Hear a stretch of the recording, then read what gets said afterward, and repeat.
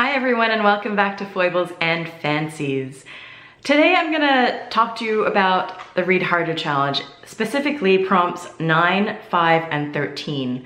9 is a book about colonial or post-colonial literature. 5 is a book set in or about one of the 5 BRICS countries.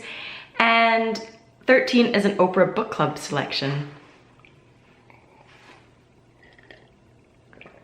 I have my Midsummer Night's Dream mug here.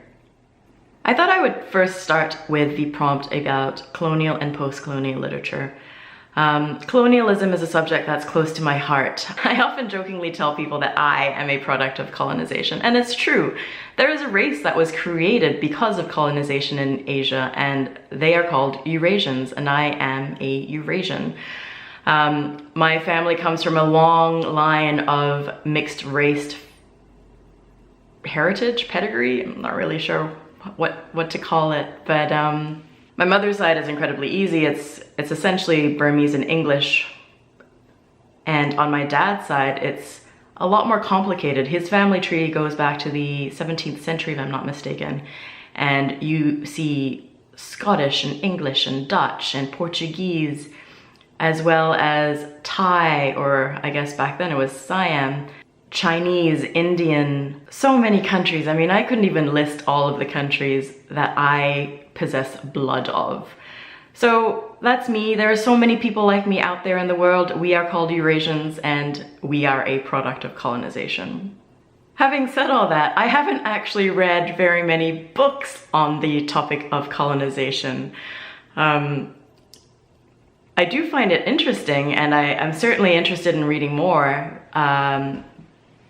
But that's why this challenge is amazing. So let's start with some books. The first would be Things Fall Apart by Chinua Achebe. This critically acclaimed novel is now a staple in colonial and post-colonial literature. It is about life in the late 19th century Nigeria and follows a character called Okonkwo, who is an Igbo leader.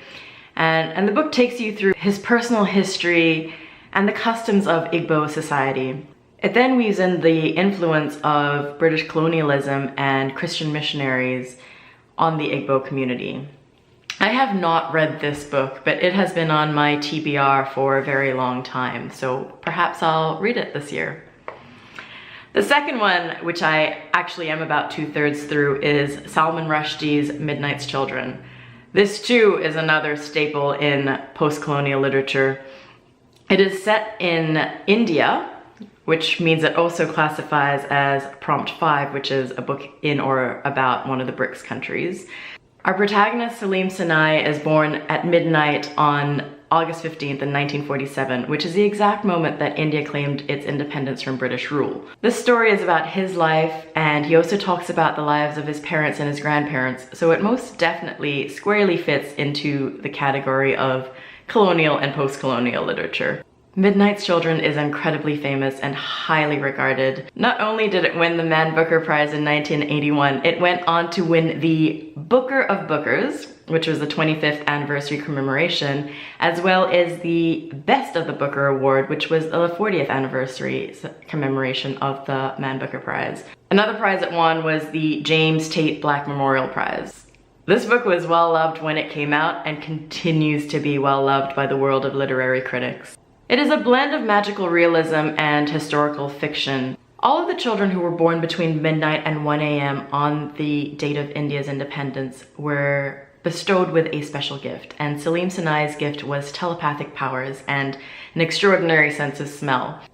He uses his telepathic powers to connect with all of the other children of midnight, and you learn about what else is going on in their lives as well. I'm about 2/3 of the way through Midnight's Children, and I have a lot of thoughts on it, so I'm sure I will be putting up a dedicated book review on Midnight's Children shortly. Continuing on with prompt 5, another book that is set in one of the BRICS countries is Born a Crime, Stories from a South African Childhood by Trevor Noah. Trevor Noah is the host of The Daily Show, and he was born and raised in South Africa. He was born in the 80s, and he left in 2011, I believe. In South Africa, a union between a black person and a white person was punishable by 5 years imprisonment. And Trevor Noah's existence was proof of this union. Born a Crime has received fantastic reviews and I'm really excited to check it out. I will probably listen to the audiobook because it's narrated by Noah himself. And I couldn't continue talking about Prompt 5, a book set in or about one of the BRICS countries, without mentioning my beloved The Power of One by Bryce Courtenay. I've gone on about this book quite a bit on my channel, so I won't say very much about it here. If you're interested, I do a whole book review on it, and it was my favorite book of 2017. The next book I want to talk about is A Fine Balance by Rohinton Mistry.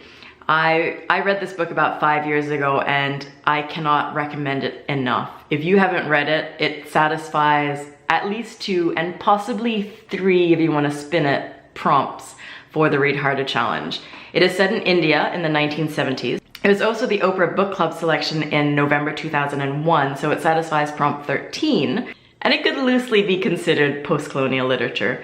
It's set during the emergency in India, so during the 1970s, and it follows 4 characters who come from very, very different backgrounds, but yet form a fantastic bond. The novel starts off by introducing you to 3 of the 4 main characters.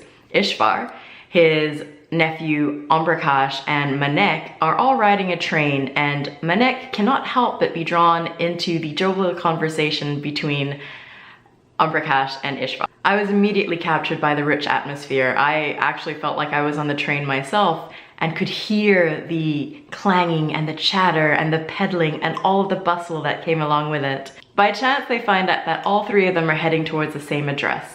Ishvar and Om as tailors looking for work, and Manek as a boarder for our 4th character, Dina.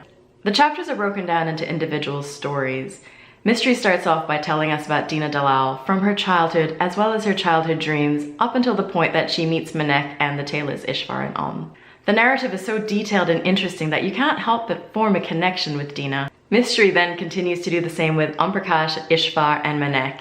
It's almost a rude awakening each time Mistry changes characters, but he draws you back in and you forget all about it. Not only do you learn about where each character comes from and what makes them tick, but Mistry also weaves in the political undercurrent, as well as the caste system with seemingly no bias or emotion. Many of the scenes are really hard to grasp because of the sheer cruelty of it, and knowing that these awful situations actually occurred makes it even more difficult to digest. My heart ached most of all for Ishvar. The cards that he was dealt were so rotten, yet he ended up being the most hopeful of all of them. I cannot recommend A Fine Balance enough. If you haven't already read A Fine Balance, what are you waiting for? Go and read it and tell me what you think. Since I've already read A Fine Balance, I needed to find myself another Oprah Book Club selection to try, and I have decided to go with Behold the Dreamers. If you've seen my newbie video, you'll know that I'm a fan of immigrant stories. Behold the Dreamers is about a Cameroonian family who immigrates to the US. The husband is hired as a chauffeur for a Lehman Brothers executive. The novel intertwines the lives of this new immigrant family with that of the lives of their wealthy employers during the wake of the financial crisis. I listened to a sample of this on Audible and really liked the narration style, so I am very likely going to pick this up on audiobook. So those are 6 books that would satisfy 3 or 4 prompts in the Read Harder Challenge. Most of them are double dippers if you are that way inclined. I'm always looking for more suggestions, especially on these prompts, so if you have any, please leave them down in the comments below. I'd love to hear your thoughts. Thank you and have a great day. Bye.